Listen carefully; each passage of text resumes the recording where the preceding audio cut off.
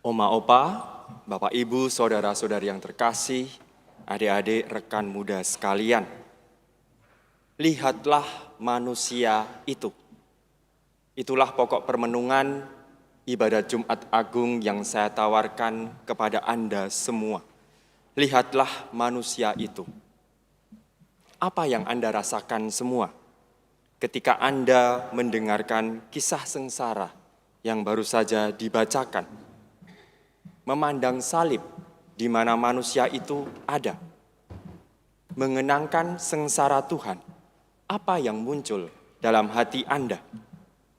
Apakah Anda merasa sedih, terluka, gelisah, atau justru diam karena merasa kisah ini dari tahun ke tahun pun sama saja? Saudara-saudari, namun kalau kita mau jujur, kisah ini bukan hanya tentang kisah Yesus. Dalam permenungan saya, ini juga kisah tentang kegagalan manusia memahami cinta. Yesus berkata, "Aku tidak pernah sembunyi-sembunyi, tidak pernah berbicara sembunyi-sembunyi.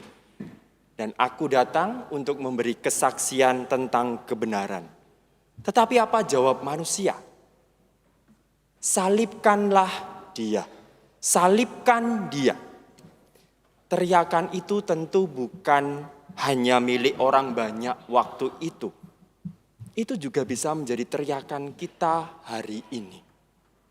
Setiap kali kita menyingkirkan suara kebenaran, setiap kali kita meminggirkan kasih, setiap kali kita memilih hidup sesuka hati tanpa peduli Tuhan dan yang lain. Kita ini sering ingin Tuhan selalu hadir. Tetapi ketika Tuhan hadir, kita tidak mau Dia terlalu dekat kita. Kita ingin kasih-Nya, tetapi tiba-tiba kita membalik tanpa tuntutan untuk mau berubah. Dalam kisah tadi, bahkan pakaian Yesus pun dibagi-bagikan tanpa sisa. Bukankah ini gambaran hidup kita, hidup Anda? Kita ingin mengambil, menarik berkat sebanyak-banyaknya dari Tuhan, tetapi sering menyisakan sangat sedikit ruang baginya di dalam hati kita. Dan apa yang kita lakukan kepada Tuhan sering kita ulangi kepada sesama. Kita melukai, kita mengabaikan, bahkan dalam tanda kutip menyalipkan satu sama lain. Dalam keluarga Anda, dalam relasi pekerjaan, studi, dalam sikap diam yang dingin dan membeku. Saudara-saudari, namun eloknya di tengah kegagalan manusia itu kita mendengar kabar yang mengejutkan dari Nabi Yesaya.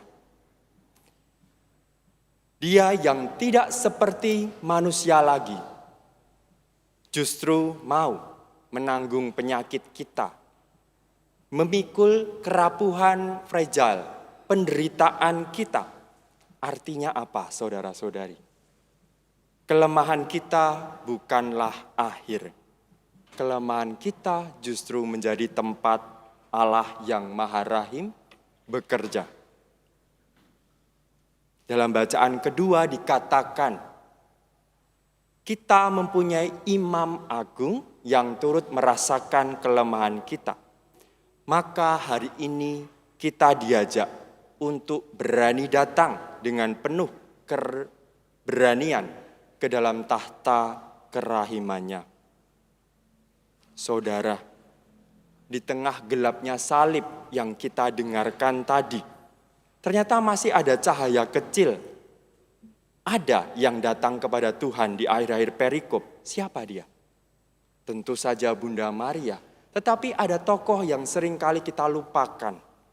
Yusuf dari Arimatea.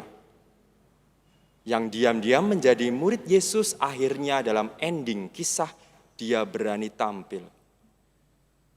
dia tidak gagal memahami cinta Tuhan.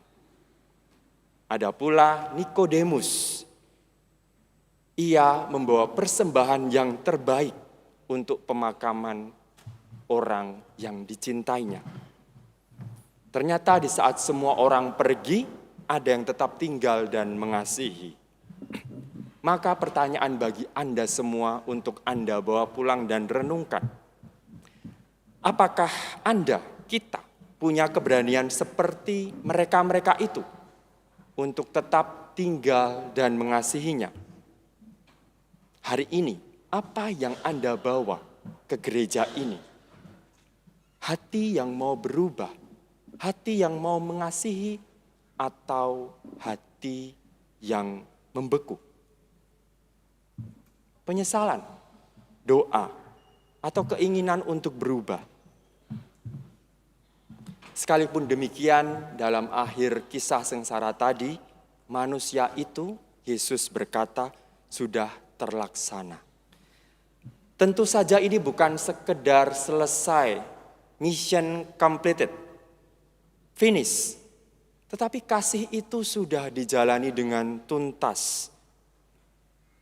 Saudara, dalam kegelapan hidup Anda semua hari-hari ini, ia tidak pernah berhenti di tengah jalan. Ia tetap mengasihi kita sampai tuntas. Maka menurut permenungan saya, Jumat Agung ini bukan hanya tentang penderitaan, tetapi tentang sebuah kepastian. Kepastian apa? Kepastian bahwa kita tidak pernah ditinggalkan. Dan Dia yang tergantung di salib itu akan tetap berjalan bersama kita melewati lorong hidup kita yang paling gelap sekalipun dan membawa kita kembali kepada terang. Hari ini, sore ini, maka marilah kita tidak hanya mengasihi Yesus, tetapi mulai belajar menyerahkan hati kita kepadanya, datang kepadanya karena cintanya yang agung.